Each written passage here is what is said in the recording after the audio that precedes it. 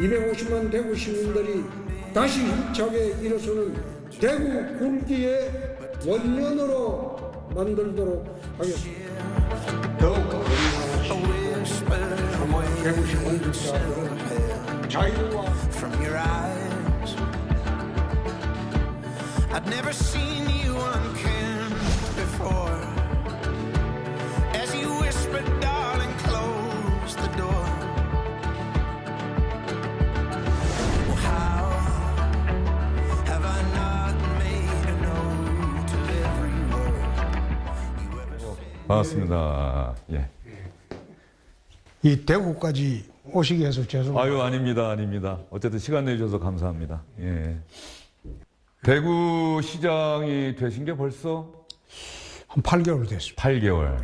지난 8개월 동안의 대구 시정을 한번 이 시점에서 돌아보신다면은 자, 최근에 특별법도 TK공항 특별법도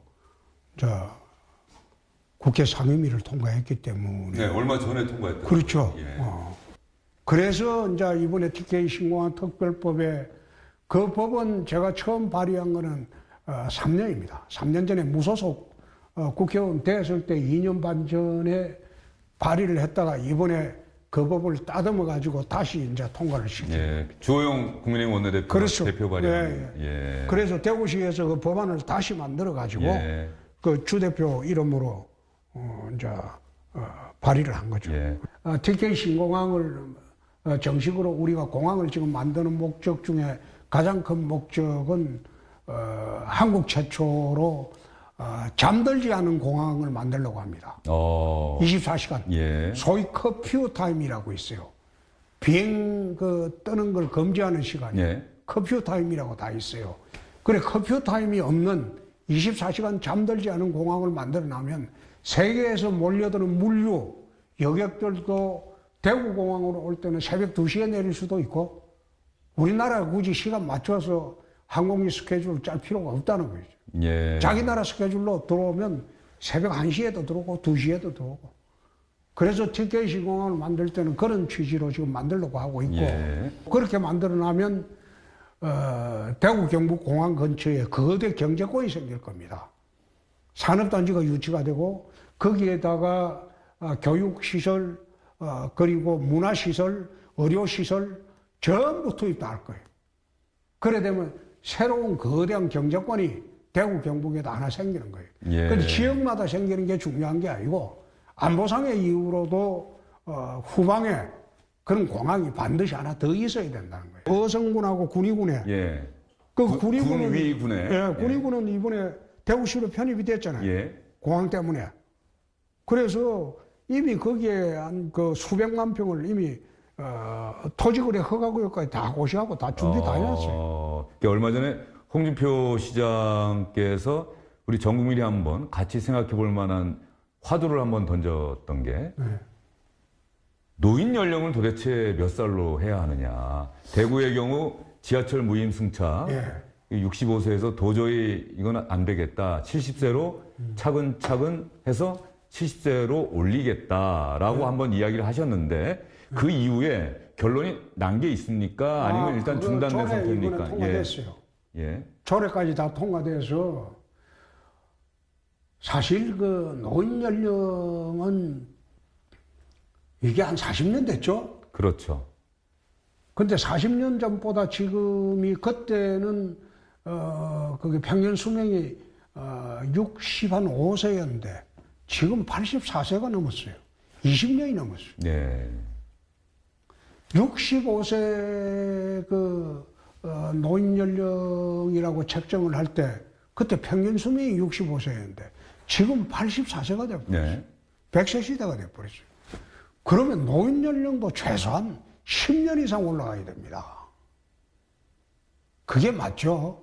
최소한 노인 연령은 우리는 70세는 되어야 된다. 근데 70세 노인 연령을 설정하기도 나라 국가적으로 보기도 어려워요.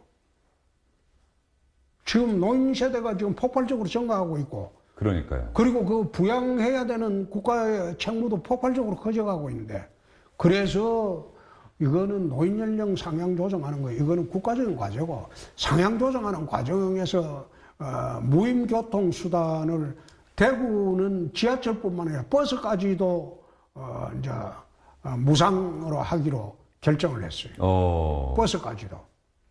제가 들었는데 원래 75세로 돼 있는데 이걸 또 70세로 같이 맞추겠다는 게. 75세에서 매년 내려옵니다. 그러니까요. 버스는 예. 70세로 내려오고 예. 지하철은 65세로 돼 있는 걸 1년씩 올라가 가지고 5년 후에 예. 70세를 기준으로 모든 그 대중교통 수단이 무상화되는 거죠. 그렇게 이제 지금 계획을 짜고 이번에 조례가 통과됐습니다. 그 과정에서 궁금한 건 혹시 그 연령대에 해당하는 분들의 반발은 없었는지 또 중앙정부와의 협의나 논의를 거친 것인지. 중앙정부의 협의나 논의를 거칠 필요가 없는 게 이건 지방정부의 재량입니다. 규정이 보면 65세 이상 무상으로 한다고 돼 있어요. 네. 65세부터 무상으로 한다는 뜻이 아니에요. 네.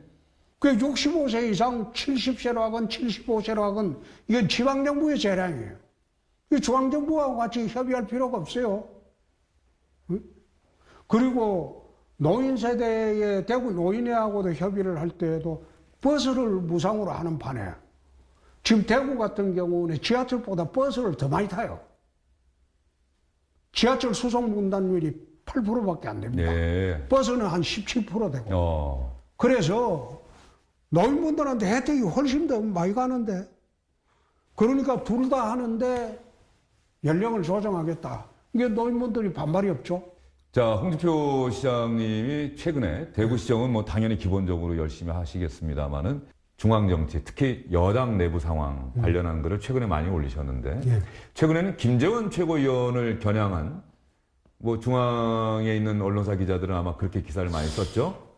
나는 특정인을 겨냥했다기보다도 그걸 이제 기자들은 개인적인 뭐 악연이다 그런 예. 식으로 썼는데 나는 그게 참 우습다는 게 나는 개인적인 감정이나 개인적인 호호 가지고 정치하지 않습니다. 예.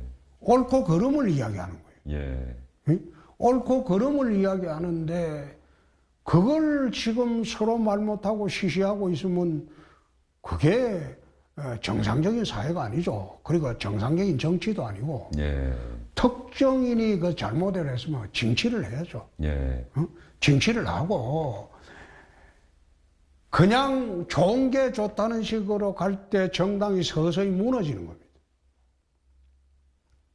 지금 김기현 대표가 대표되고 난 뒤도 각광을 받지 못하는 게 네. 왜 그거는 그렇습니까? 간명해요. 소신과 철학이 없어요. 자기 소신과 철학이 없다고.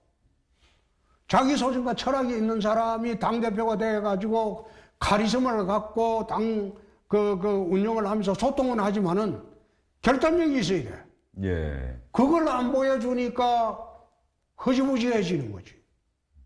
이재명 그 대표를 한번 보십시오. 네. 저 온갖 비리에 쌓여 있어도 뚝심 있게 버텨나가잖아요. 그러니까 자기 진영의 사람은 흩어지지 않아요. 예. 응? 그냥 이래도 좋다 저래도 좋다. 당대표는 그럼 말라고 해.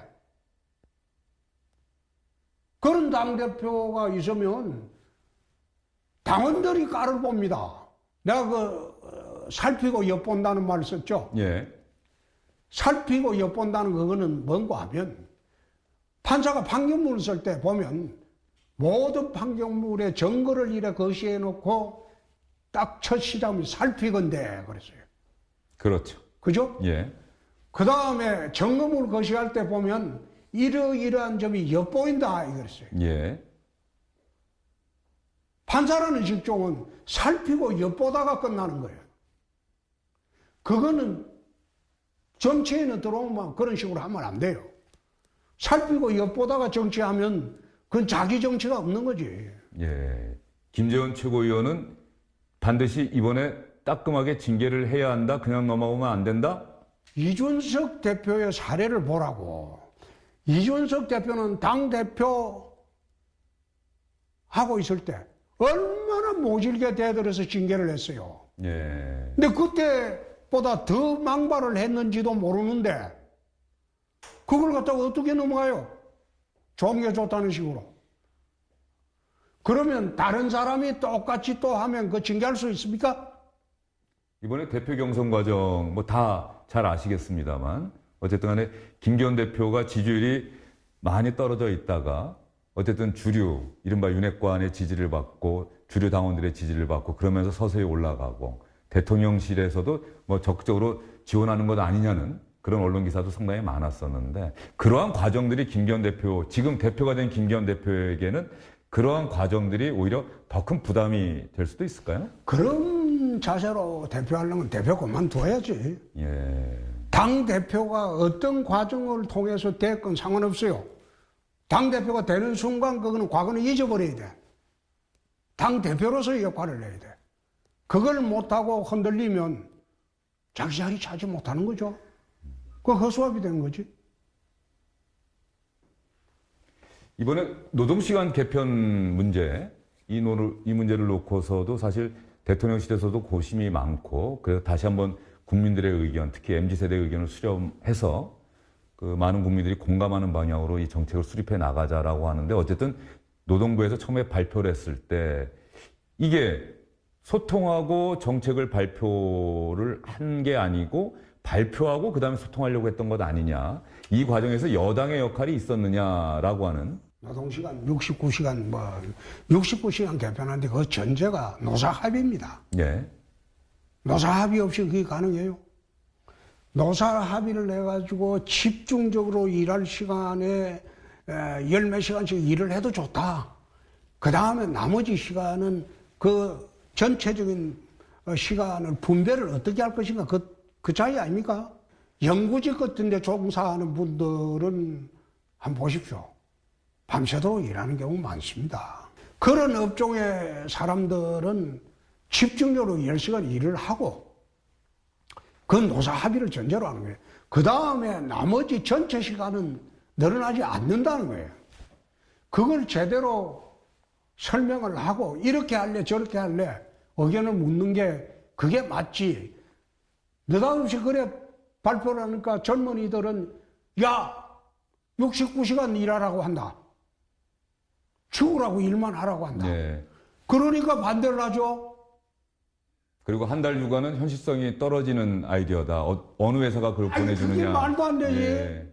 그러니까 그런 연구직종에 있고 특수직종에 있는 사람들한테는 예외적으로 넓혀줄 필요가 있다. 그걸 이야기하면 되는데 그걸 일반화시켜 이야기하니까 그러니까 소위 그게 홍보 수석실에서 잘못한 거지.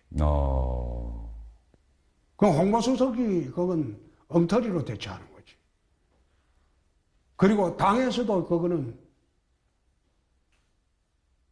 엉터리로 대처하고 또 한일회담 같은 경우를 네. 봅시다. 윤석열 대통령이 그러고 싶었겠습니까? 일본 가서?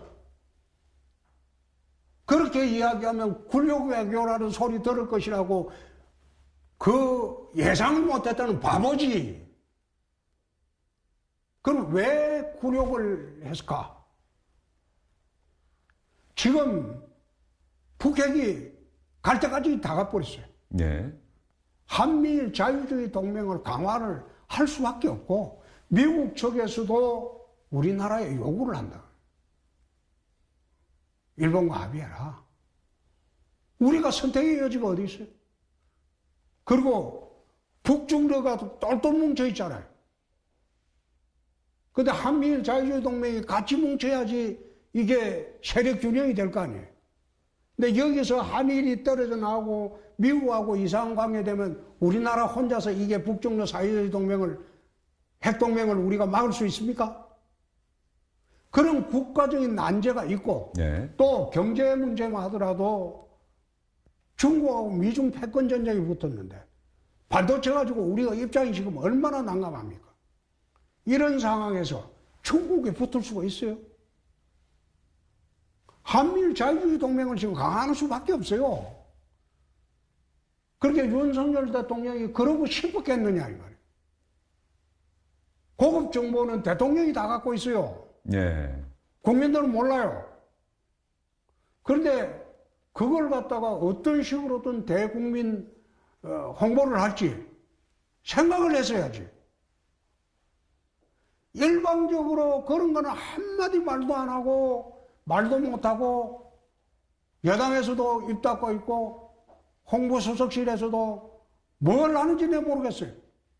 절여놔놓고 대통령 혼자만 몰매 맞게 만들고 몹쓸로 만들어놨잖아요. 그러니까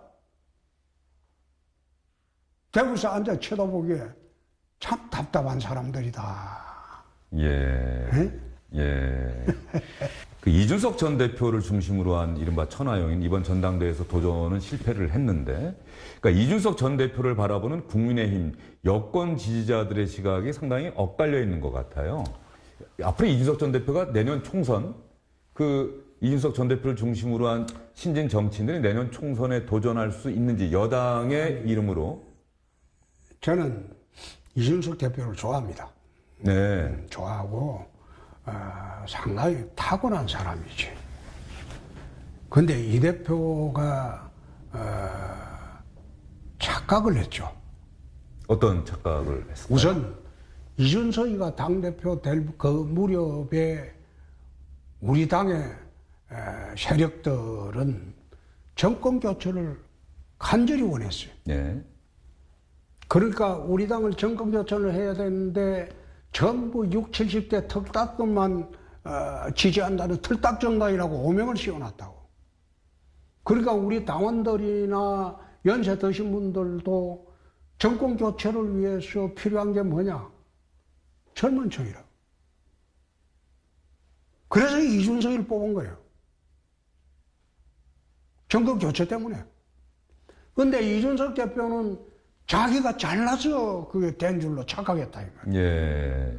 그런 시류 때문에 뽑혔는데, 그럼 그런 시류 때문에 뽑혔으면 정권 교체할 때 그런 스탠스로 나가야 되겠는데, 이준석 대표가 지난 대선 때 재활량의 비단 주머니라고 할 때도 많은 사람이 참 비웃었어요. 예. 자기 선거에 3번이나 떨어진 사람이 무슨 대선 치르면서 비단 주머니가 윤석열이한테 주니 안 주니 그때 전부 웃긴다. 아예 처음부터 깔보고 있었으니까. 정권 교체 때문에 할 수 없이 참고 간다. 이런 식으로 깔보고 있었다 이 말이에요. 근데 본인만 몰랐지. 지금도 그래요. 이번 전당대회 때 언론에서 이변이 일어날 수 있을 것이라고 쓸 때 내가 참 세상을 보는 눈도 어떻게 저러냐. 절대 안 일어난다고 그랬어요. 이제 정권 교체가 됐기 때문에 이 사람들의 천방지축 날뛰는 거, 이거 당원과 국민들이 좋아하지 않는다.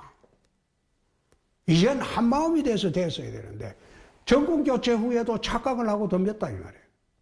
그래서 내가 그러지 말라고 몇 번 이야기를 했어요. 네. 아니다. 착각하지 마라. 그래서 이준석 대표만 하더라도 본인은 요즘 언론에 나오고 하는 게 잊혀지는 게 겁이 나서 그럴 거예요. 내가 건재하다는 걸 알려줘야 돼요. 그래서 좀 자극적인 말도 하고 그걸 어른들이 어른답게 받아줘야 돼요. 응? 또 못되게 이런 말 한다 이런 식으로 발끈하지 말고, 이준석 대표는 아주 영민한 사람이야. 똑똑한 사람이야. 괜찮은 사람이야. 저런 식으로 옥죄면 안 돼요. 이제는 풀어줘야 돼. 예. 이재명 민주당 대표 이야기를 아까 잠깐 하셨는데, 얼마 전에 체포동의안이 부결되고 나서 민주당이 상당히 역풍을 우려하고 내부에서도 이재명 대표가 거취를 스스로 결정해야 될 때다라는 목소리가 나왔습니다만, 이제 또 그 목소리도 좀 잦아드는 듯한 모양새거든요. 제가 이제 정치한 지 한 30여 년 네. 되는데, 이재명 대표처럼 저런 식으로 온갖 비리에 연루된 정치인은 처음 봤어요. 한 건도 아니고. 지금 열건 가까이 됐잖아. 또 뭐가 기소될지 몰라요. 예. 살아남을 수 있겠어요?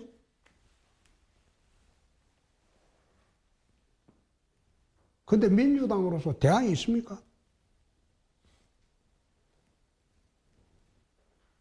좋든 싫든 간에 이재명 체제하에서 몸부림칠 수밖에 없잖아요. 그리고 대한민국 상황이라는 게 한번 보십시오. 좌우로 쫙 갈라져 있어요. 진영 논리가 지배하고 있어요. 그 상황에 있는 대한민국인데 이재명 그 대표는 저분이 살아온 과정을 한번 보십시오.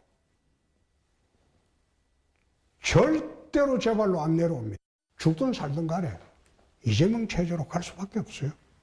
민주당에 어떻게 보면 비극이지. 이제 윤석열 정부도 출범한 지 10개월 정도 됐어요. 이제 얼마 안 있으면 1년인데. 지난 1년 동안 어쨌든 관심 갖고 국정도, 윤석열 대통령의 국정 운영도 관심을 갖고 지켜보셨을 텐데, 뭐 가장 인상적이었던 부분, 아, 윤석열 대통령이 이런 거 정말 잘했다. 어떻게 얘기를 하시겠습니까? 노조 문제는 정말 인상적으로 대응을 한다. 네.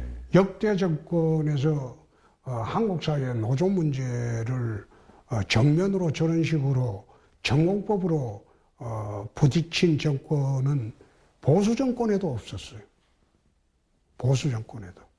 근데 윤 대통령이 검찰 출신이라서 그런지 노조 문제에 한해서는 정말 전공법으로 대처를 하고 있다. 한국 사회의 가장 경제 문제의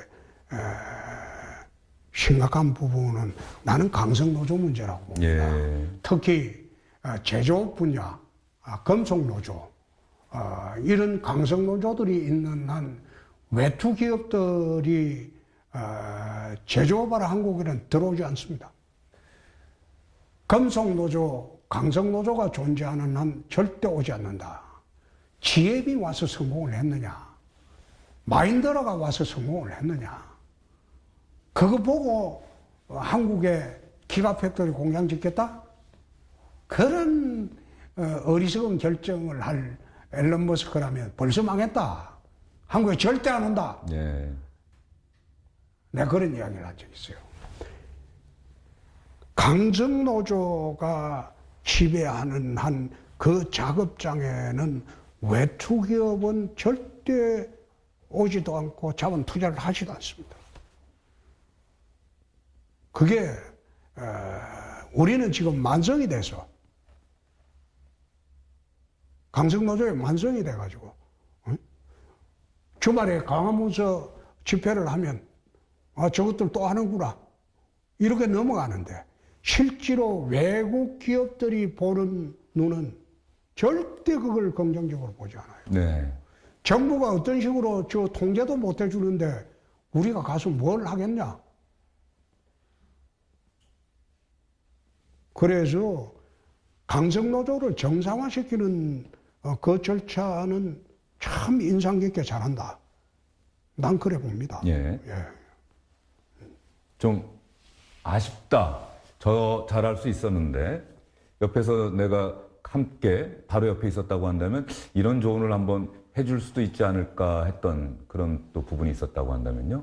그거는 나는 하고 싶은 말이 있어도 하지 않습니다. 예. 내가 대구시장이기 때문에 정부하고 좋은 관계 유지해야 돼. 예. 우리가 하는 일을 정부에서 안 도와주면 못하잖아요. 홍준표라고 하는 정치인을 뭐 세상의 모든 사람들이 어떤 정치인을 다 좋아할 수는 없는 일인데 홍준표라는 정치인은 국회의원도 하고 국회의원 하면서 지역구도 제가 알기로도 송파에서 동대문 또 대구 홍준표라는 정치인이 그렇게 정치를 할 수 있는 동력이 뭡니까? 어린 시절에 성장기가 그랬던 겁니까? 아니면 어떤 하나의 철학과 가치가 있는 겁니까? 아까 잠시 이야기했는데 예. 꿈입니다. 꿈. 꿈을 하나 이루고 나면 새로운 꿈을 꾸고 또 새로운 꿈이 끝나고 나면 그 다음 또 새로운 꿈을 꾸고 꿈을 향해서 가고 있는 게 사람 사는 길이에요. 예. 꿈. 예. 그 젊은이들에게, 우리 청춘들에게도 항상 해주고 그렇죠. 싶은 말이시겠네요. 그게 꿈을 꾸지 않으면 현실이 없어요. 끊임없이 꿈을 꾸고 또 어느 정도 내 꿈을 여기까지 이뤘다 하면 다시 더 큰 꿈을 꾸고 예. 이런 식으로 살아가는 게 청춘이라고 나는 늘 이야기를 합니다. 검사 생활은 몇 년 하셨습니까? 11년. 11년. 그리고 이제 정치가 근 30년. 예. 검사 생활 11년, 정치 30년. 최근 윤석열 정부가 민주당에서는 계속해서 검사 정부냐 이렇게들 이야기를 하는데 검사로서의 경험과 정치 30년 어떠세요? 윤석열 대통령 검찰총장 마치고 바로 정계로 입문해서 예. 그랬는데 그런 차이가 좀 있긴 합니다만. 검사들이 그 검찰청 밖으로 나와가지고 국가경영에 많이 참여하는 것은 바람직스럽지 않습니다. 왜 그렇게 생각하십니까? 검사 출신이신데. 그거는 검사 출신들이 검찰에서 몸이 익은 사람들은 정치판에는 별로 적합하지가 않아요. 검사는 선악만 가리는 겁니다. 근데 정치판은 선악이 공존하는 데입니다. 그래서 선악이 공존하는 데에서 선악을 가리는 사람들이 너무 많다는 거 그건 옳지가 않습니다. 제대로 정치가 안 돼요. 그래서 나는 윤석열 정부가 검사들 출신들, 상당수 검사 출신들을 각 공직에 기용하는 것은 저는 바람직스러운 일이 아니다. 검사는 검사로서 끝나는 게 맞죠. 예. 응? 윤 대통령도 어디 뭐 대통령 하고 싶어 했습니까? 상황에 내몰려서 지금 대통령이 된 거 아닙니까? 마찬가지로 저도 검사를 평생 하고 싶었으면 검사를 했겠죠. 그런데 검찰 고위 간부들 구속하는 바람에 쫓겨나오다시피 나오고 난 뒤에 갈 데 없어 내 정치판에 들어온 거 아닙니까? 그거하고는 좀 틀리죠. 예. 지금 검사들이 검사로서 검사장까지 하고 다른 공직에 들어가 앉아 있는 거 나는 그게 좋게 보이지가 않습니다. 알겠습니다. 자, 홍준표 대구시장과의 인터뷰 시간 가는 줄 모르고 진행을 해왔는데요. 오랜만에 또 주영길의 뉴스브리핑에 출연도 해주셨고 주영길의 뉴스브리핑 시청하고 계시는 분들에게 홍준표 시장님 한번 마지막으로 인사 한번 하셔야 되지 않겠습니까? 주영진 뉴스브리핑이 사실상 그 7년 동안 한국 사회에 대낮에 하는 토크쇼로서는 독보적인 그런 존재였는데 뭐 주영진 기자가 있다고 해서 하는 소리가 아니고 중립적인 입장에서 못된 소리 할 수 있어야 돼요. 방송국 내부에서도 이런 유형의 프로는 계속 살리는 게 옳겠다. 내가 그 말씀 드리고 끝냅시다. 예, 어쨌든 그 말씀 아주 감사하게 잘 듣도록 하겠습니다. 귀한 말씀 잘 들었습니다. 고맙습니다. 예. 예. 산호라면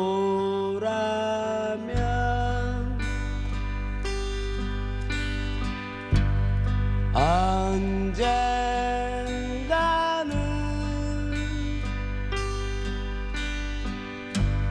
밝은 날도 오겠지. 네, 시청자 여러분, 주영진의 뉴스브리핑 그동안 7년 동안 진행해 왔는데 오늘을 마지막으로 저는 주영진의 뉴스브리핑을 떠나게 됐습니다. 산호라면 이 노래는 2016년 4월에 제가 방송을 시작했고 2017년 1월에 개편을 하면서 그때부터 프로그램을 끝낼 때 여러분과 함께 듣고 싶은 노래로 처음 들려드렸던 그 노래입니다. 산호라면. 여러분 이 노래 많이 좋아하시죠? 지금 화면 보다 보니까 주영진의 뉴스브리핑에 정말로 많은 분들이 출연하셨습니다.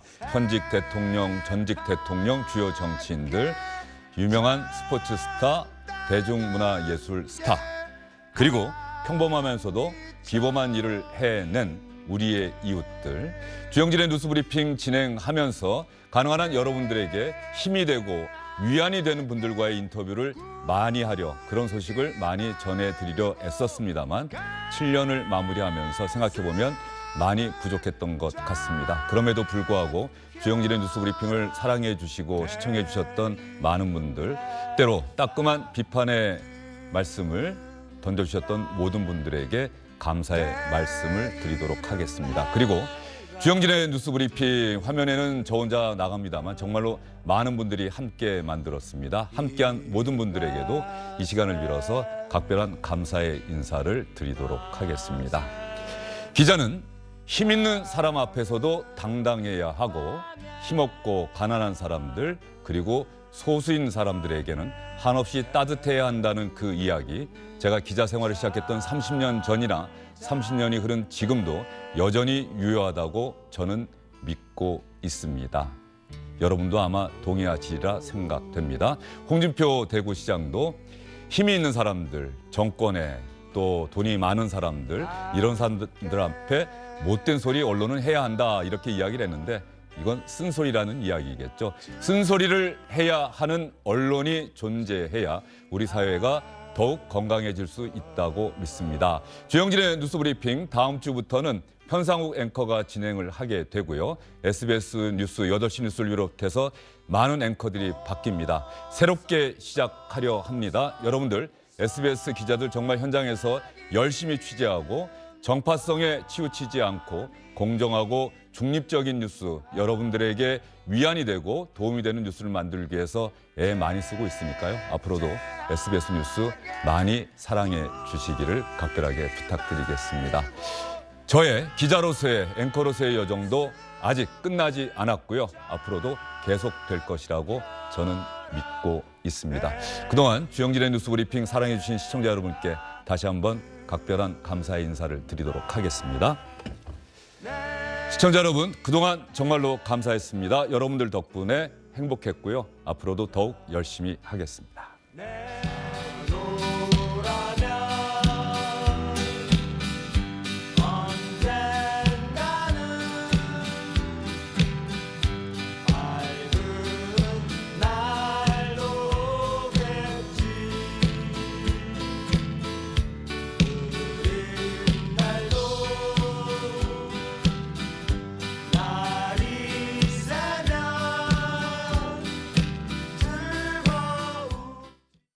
안녕하십니까, 주영진입니다. 더 많은 뉴스와 라이브 이벤트를 보고 싶으시다면 화면 오른쪽을 눌러서 구독해 주시기 바랍니다. 저희 SBS 앱을 다운로드 받으시면 뉴스 속보 알림도 받아보실 수 있습니다. 텔레비전으로도 SBS 뉴스, 유튜브로도 SBS 뉴스 잊지 마시기 바랍니다.